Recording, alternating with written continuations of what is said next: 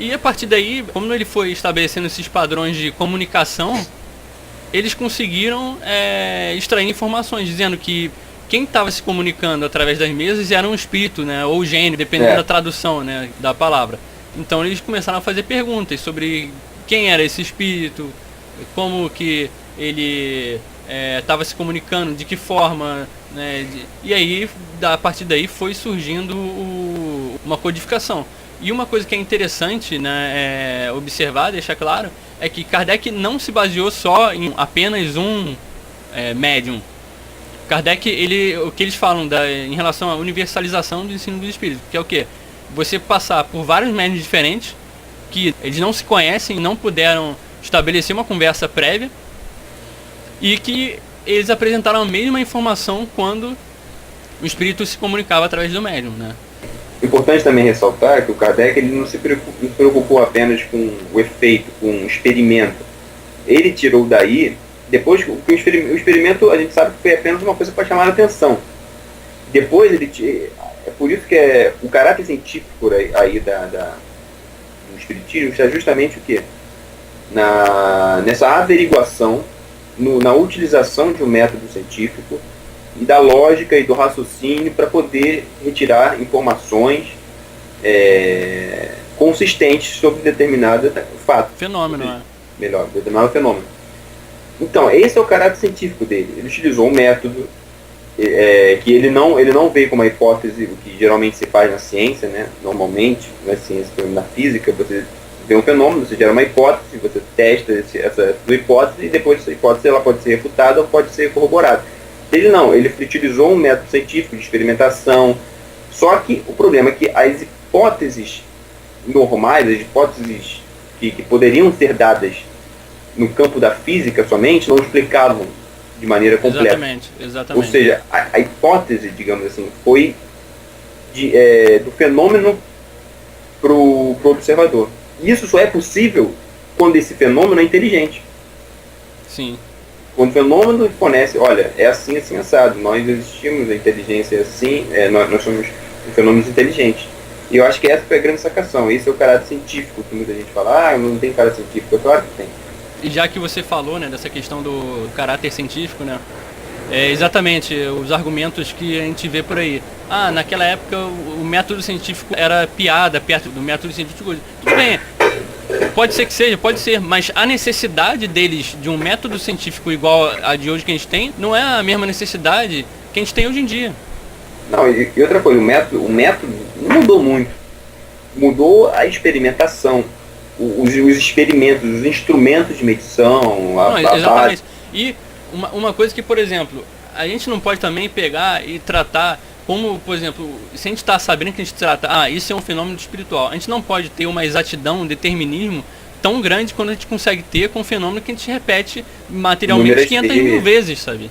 Entendeu? Claro. Não tem como. Mas com um fenômeno espiritual, pra gente saber se aquilo é verdadeiro ou não, a gente não tem como aplicar esse mesmo tipo de coisa. Então o fenômeno às vezes acontece, às vezes não, sabe? Porque ele está cheio de interferência externa. É isso que as pessoas costumam não entender.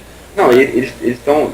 O fenômeno está sujeito a uma inteligência que exatamente. Pode ou não se manifestar naquele momento. Se manifestar. E fora que existem muitas interferências no meio, a gente está falando de uma outra, vamos dizer assim, bem entre aspas, né, uma outra dimensão, né, que está se comunicando aqui. Então o número de interferências que a gente pode ter é muito grande, né? E é uma coisa que acontece muito, que por exemplo, a gente não usa a mesma exatidão. A gente não aplica isso, por exemplo, nas ciências, na economia. A gente não tem como ter essa exatidão quando a gente fala de economia, quando a gente fala de meteorologia. Quando a gente fala... Oi, diz. É justamente porque as variáveis envolvidas são muito grandes ou são desconhecidas até. Exatamente. Seja, quando você tem um número grande, quando você tem uma variável desconhecida ou uma variável incalculável, por mais que ela seja conhecida, você não consegue ter uma determinação. Porque justamente a variável você não consegue apreender dentro de um experimento. Exatamente. Você existe uma questão que se chama estatística, né? Uma questão de você tem uma margem de erro. Quando a tua margem de erro cresce muito, você não tem como garantir aquele fenômeno. Ele vai conseguir se realizar sempre. Claro, porque todos os experimentos que já existiram na física tiveram erros. mas o problema é que a margem de erro ele era aceitável, né? Estava dentro de um desvio padrão. Sim. O problema é que a margem de erro que aqui nós estamos falando é uma margem de erro que, nossa, é uma coisa que pode ser 100% de averiguação de um negócio, assim, 100% de aspas. Assim. Podemos observar um fenômeno de forma completa, ou podemos não observar nada nesse dia. Mas assim, a essência do que eu quero dizer é porque muita gente às vezes, mas o fenômeno não se repete sempre, entendeu? Mas realmente não vai se repetir sempre porque é complicado. E isso não desmerece o fenômeno em si, isso não desaprova o fenômeno. Porque é pouco óbvio, porque se são inteligências, as inteligências são diferentes. Se são diferentes, elas vão agir de maneiras diferentes em situações diferentes. Seria muito estranho se todo mundo tivesse a mesma inteligência, a mesma vontade, a mesma moral, o mesmo grau de tudo. Aí, seria uma pessoa só. E é exatamente o que a gente está falando. Quando a gente fala a gente está testando coisas inanimadas, né? Quando a gente está testando coisas que não tem uma inteligência própria, aquilo ali vai sempre querer apresentar um padrão que se segue, que se repete, né? Mas quando você não está trabalhando com isso, ou seja, o objeto em questão não é isso, então fica realmente difícil de você traçar essa coisa. Mas isso não ainda assim você não nega o fenômeno da existência. A única coisa que você faz é você limita o seu experimento, mas não ao ponto de torná-lo inverossímil.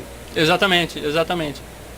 Agora, retomando ao tema principal, né, Kardec fez toda essa abordagem científica, ele usou do método que ele dispunha no momento, naquela época, e eles passavam por baixo de mesas de 200 quilos que se levantavam do chão, né, e sem causa aparente. Não eram pessoas que estavam ali perto levantando, como poderia ser explicado pelo efeito, né, que o Faraday descobriu, o efeito ideomotor, né, que seria a própria pessoa involuntariamente ela está produzindo aquilo com um estalo de dedos, com alguma coisa. Isso explica parte, né, dos fenômenos, né.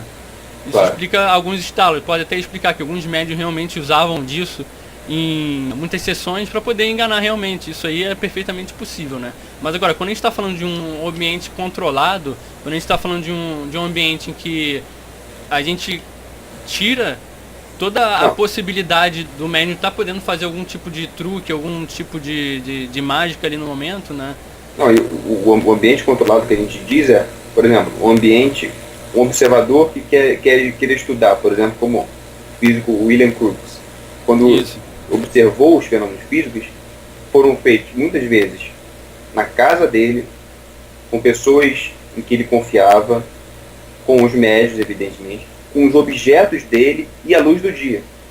Exatamente. Ou seja, ele estava absolutamente no seu ambiente, com seus móveis, com as pessoas de sua confiança, e foi levado um médium lá, um médium que não tinha contato com a pessoa, não esteve presente na casa, não interferiu.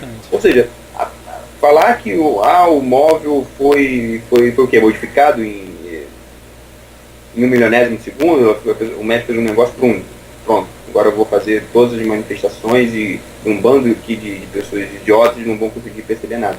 Exatamente, a gente está falando de físicos, químicos, peritos, pessoas das mais diversas áreas, né? Cirurgiões, né? Médicos, em ambiente controlado, né? Ou seja, tem um teste muito comum que foi o próprio Crookes, né, que fez, William Crookes. Ele fez um teste com uma gaiola, ele mesmo comprou gaiola, comprou um acordeon, né? E um dos testes deles, né, foi até com aquele Daniel Douglas, né? Um médium que conseguia fazer muitos efeitos assim físicos surpreendentes. Esse médium foi chamado para ir na casa de Crookes e ele conseguia fazer com as mãos apoiadas sobre a gaiola, né, ele conseguia sem mexer os dedos fazer com que o acordeão que tivesse ali dentro ele tocasse sozinho, né, as teclas se mexessem sozinho. Isso eu tô falando assim de um experimento, né, um experimento que você, caramba, coloca em dúvida já muita coisa. Poxa, se você quer quebrar um mágico, é só você tirar as condições, né, tirar o mágico da zona de conforto dele, ou seja, você utilizar de outros objetos, outros utensílios e artifícios que o mágico usa, que você acaba quebrando ele, né? Mas obviamente que o mágico não vai te permitir você fazer isso, né? Porque obviamente isso vai ser descoberto. Ou seja, achar por exemplo, achar uma pessoa hoje criticar, falando, mas o William Crookes podia estar envolvido nisso, e ele conhecia o médium, não sei o quê. Pô, mas aí você começa a duvidar de tudo. Exatamente. Não, a dúvida começa a ficar tão grande que é mais fácil acreditar que era espírito mesmo, entendeu? Sabe? Não, a pessoa tem mais fé em duvidar de tudo do que uma pessoa que tem fé que acredita só aquilo. Exatamente isso. Porque começa a duvidar de tudo, de tudo. Aquele site, o Ceticismo Aberto, ele tinha colocado lá que o Crookes estava tendo um caso com a Florence Cook, né? Parece que estava tendo um caso com ela e blá blá blá, ela parece que tinha 15 anos na época, não sei o que, que essas besteiras assim que a gente ouve que beleza, pode ser, mas pô, também pode ser o espírito, né? Então assim, eu acho que quando a desconfiança começa a chegar num determinado nível, a gente começa a acreditar no outro lado, porque as evidências são muito fortes. Até parece que naquela época tinha paparazzo pra ficar tirando foto do Crookes com a menina, entendeu? Como assim? Estamos falando do século XIX. Você viu? O que é isso? Porque naquela época ele tinha ela. Como é que você sabe isso? É uma especulação completamente é só uma hipótese que eu prefiro sinceramente acreditar é mais fácil ter existido o espírito, entendeu? Quando a hipótese começa a ficar muito mais difícil de acreditar nela, começa a ficar muito... Exatamente, por exemplo, quando fica difícil acreditar que mesa tem cérebro, a gente começa a partir para uma outra hipótese. Bom, fica um pouco forçado, né? Exatamente. Bom, então eu acho que o vídeo de hoje, né, a gente já atingiu aqui o nosso objetivo, né? A gente já abordou aí nossa opinião aí, a introdução. Preliminar só, né? Uma questão, a gente colocou tanto nossa opinião e abordou também como começou realmente aí o espiritismo, né? Baseado tanto nos livros aí fornecidos pela codificação, né? Quanto nas evidências também de outros cientistas, né? Que aí você encontra livros de César Lombroso, né? Parece que era perito, né? E ele também participou de fenômenos.